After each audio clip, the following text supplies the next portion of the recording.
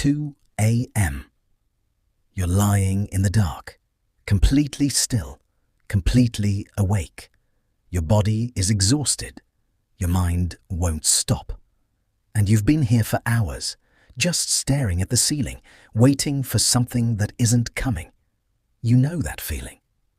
Now here's a question you've probably never asked.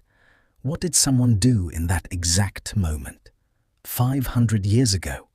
No sleeping pills, no melatonin on the nightstand, no screen to scroll through until your brain gives up, no sleep clinic, no doctor to call, just a human being, alone in the dark, awake when they shouldn't be. And here's the part that will genuinely unsettle you.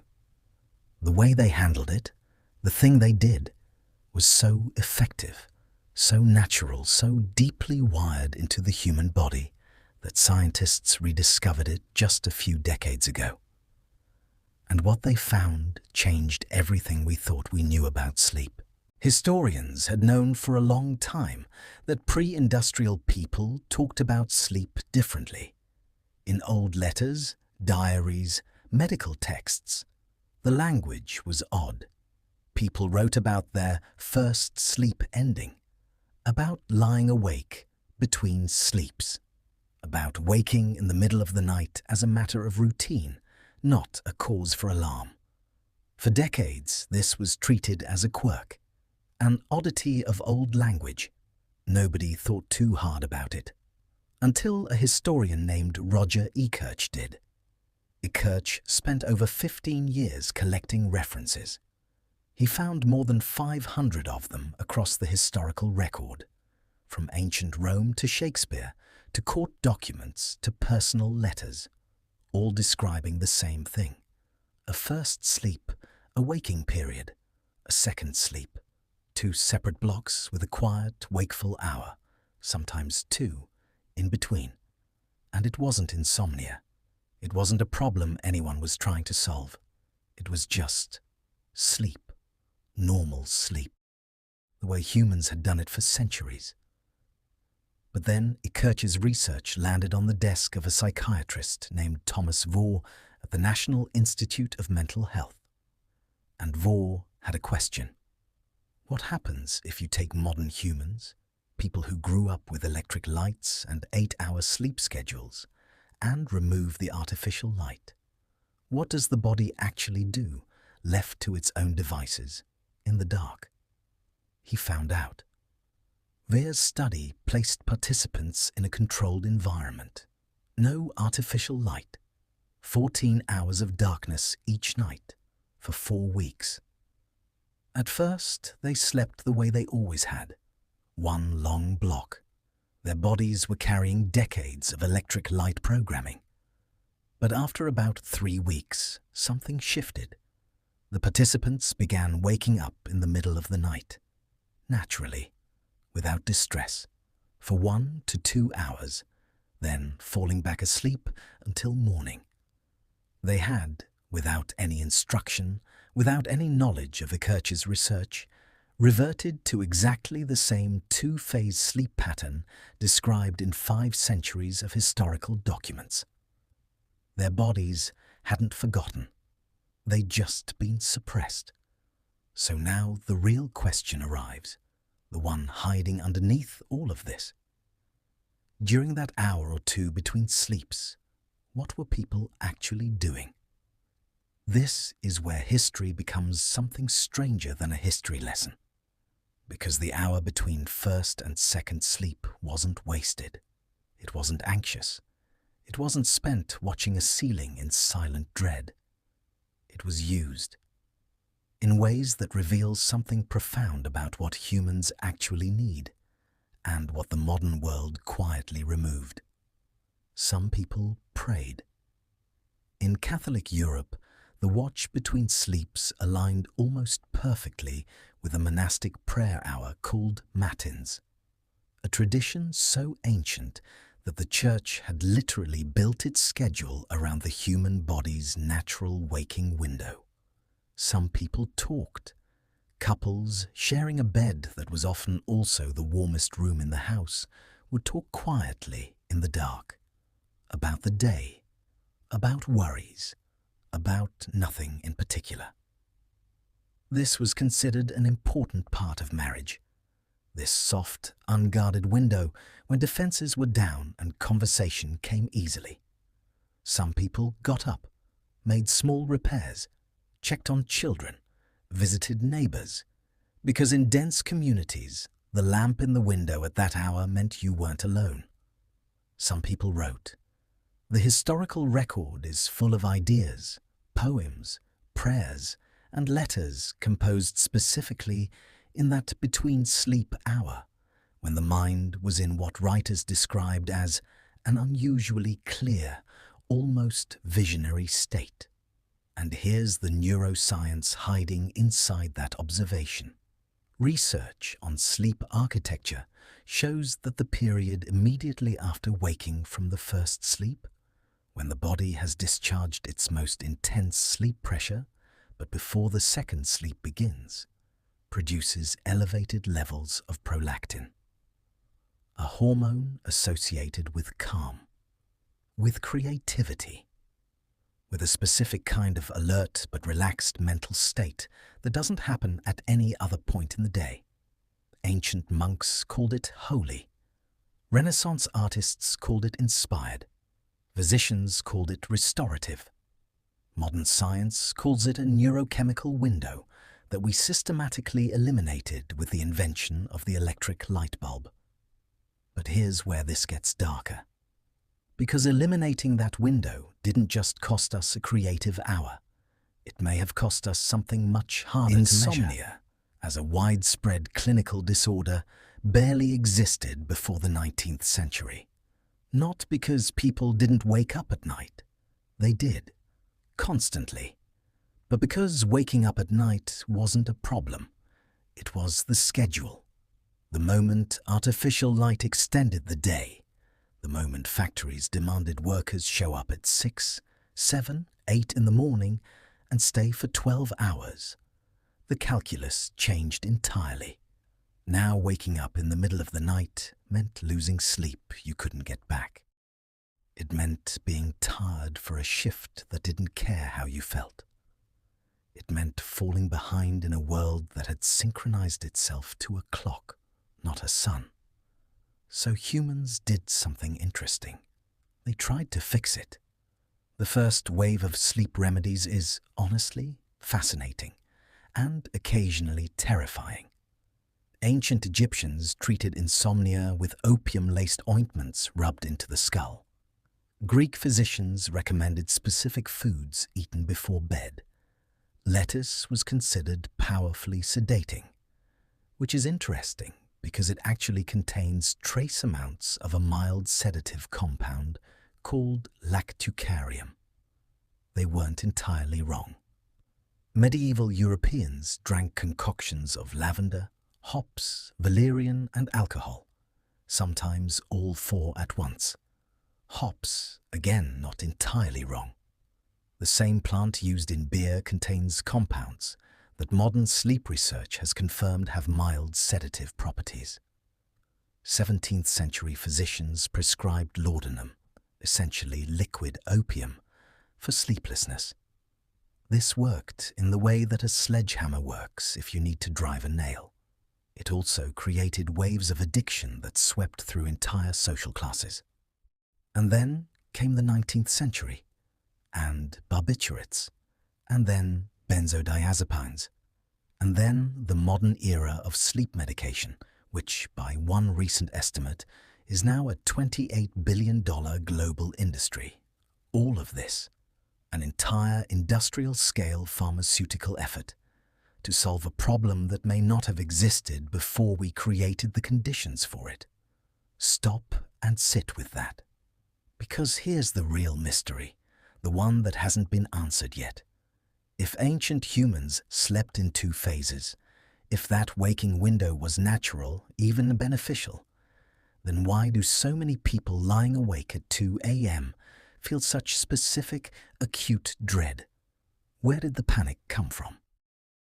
The panic, it turns out, is learned. And the evidence for that comes from one of the most unexpected corners of modern psychology. Cognitive behavioral therapy for insomnia, CBTI, is currently the most clinically effective treatment for chronic sleeplessness. Not pills, therapy. And the core of that therapy isn't teaching people how to sleep. It's teaching people how to stop being afraid of not sleeping. The technical term is sleep anxiety. And it's a feedback loop so brutal it almost seems designed to trap you. You can't sleep. You worry about not sleeping. The worry activates your stress response. Your stress response makes sleep impossible. You can't sleep. You worry more. The loop doesn't end until you break the association between lying awake and the feeling of danger, which is exactly what pre-industrial humans never had to unlearn, because they never learned it in the first place. They had something we lost. They had cultural permission to be awake at night. The hour between sleeps wasn't empty time to be feared. It had purpose. It had ritual. It had social meaning. The body woke up and the world said, yes, this is normal. This is fine. Here is what you do with this. The modern world says something very different. It says, you should be asleep. You're not asleep. Something is wrong with you. And so the body, which was simply cycling through its natural rhythm, gets a distress signal instead of permission, and the cycle locks. But ancient medicine wasn't completely helpless even beyond this. Because humans also developed something else, a toolbox for the nights that were genuinely difficult. Some of what ancient healers knew about sleep is exactly what you'd expect. Warmth, darkness, quiet, a comfortable surface, a full stomach. These things have always worked because they've always been the physical conditions the brain needs to downshift. But some of it is stranger and more effective than the primitive label would suggest. Across cultures, separated by oceans, by centuries, by completely different medical philosophies, healers kept arriving at the same solutions. And the convergence is remarkable. Every major ancient medical tradition recommended some version of controlled breathing before sleep. Egyptian papyri describe it. Ayurvedic texts from India formalized it thousands of years ago. Taoist practitioners in China built entire disciplines around it. Greek physicians called it pneuma regulation. None of them knew what the nervous system was. None of them had heard of the vagus nerve, or parasympathetic activation, or heart rate variability. But they had noticed something undeniable. That slow, deliberate breathing changed how the body felt. That it moved something from agitation towards stillness. That it worked. Modern neuroscience now knows exactly why.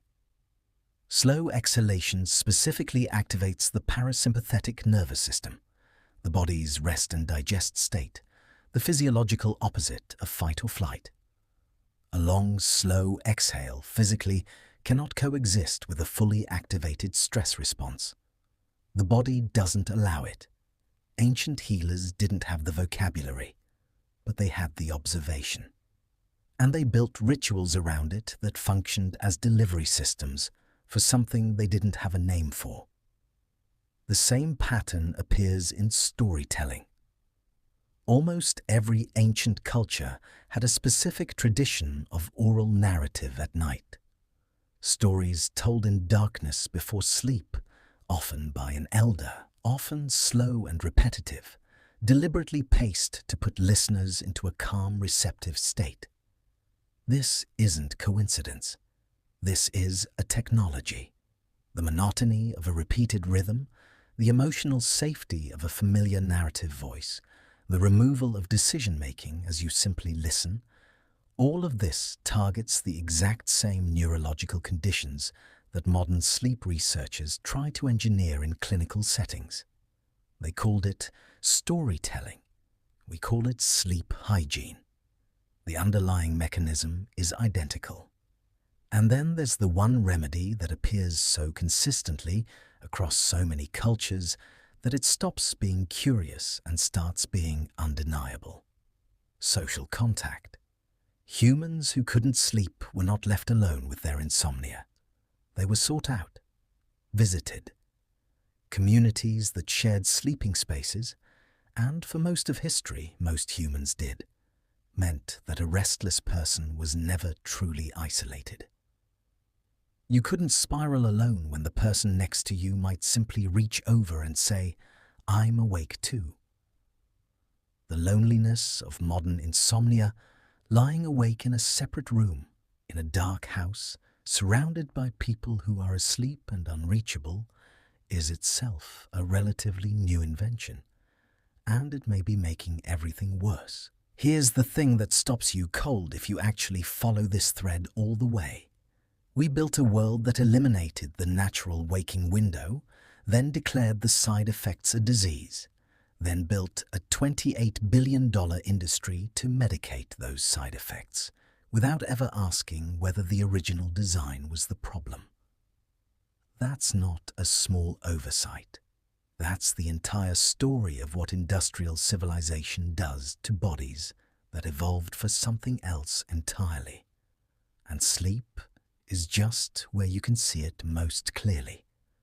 Because sleep is the one part of human biology that civilization has never successfully replaced. We replaced physical labor with machines. We replaced distance with transportation. We replaced memory with writing. We replaced darkness with light. But every attempt to replace sleep, to outsource it, shorten it, chemically simulate it, has failed. Profoundly, comprehensively, at enormous human cost. The ancient world understood something about this intuitively, not with neuroscience, not with data, but with a kind of accumulated cultural wisdom that came from thousands of years of watching what happened to people who didn't rest. They built it into religion. They built it into ritual. They built it into the architecture of the day, the siesta, the nap after the midday meal, the Sabbath rest, the structured pause. Not because they were less productive, because they had learned, slowly, painfully, over generations, that a human being cannot be optimized. You can push. For a while. You can cut corners on rest, on recovery, on the quiet hours. But the body keeps its own ledger, and eventually it collects. So, back to 2 a.m. You're lying in the dark, completely still, completely awake. And now you know something. What you're experiencing isn't a malfunction. It isn't a disorder born in the human body. It's a collision between a biological system that evolved over hundreds of thousands of years and a social structure built in a few hundred. Your body is doing what bodies have always done. It's cycling through a rhythm as old as the species. The problem isn't the waking. The problem is what the modern world trained you to feel when it happens. For most of human history, that 2 a.m. moment wasn't a crisis. It was an hour, a quiet pocket in the dark. A window that belonged to prayer or conversation or the peculiar creativity that lives between sleeps. People lay in that space and didn't panic. They didn't calculate how many hours they had left. They didn't reach for something to knock themselves unconscious. They just were, in the dark, awake, waiting for the second sleep to come. And it always did.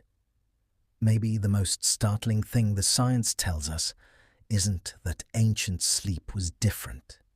It's that the body never forgot. It's been trying to get back there the whole time. And the only thing standing in the way is the belief, modern, recent, fragile, invented,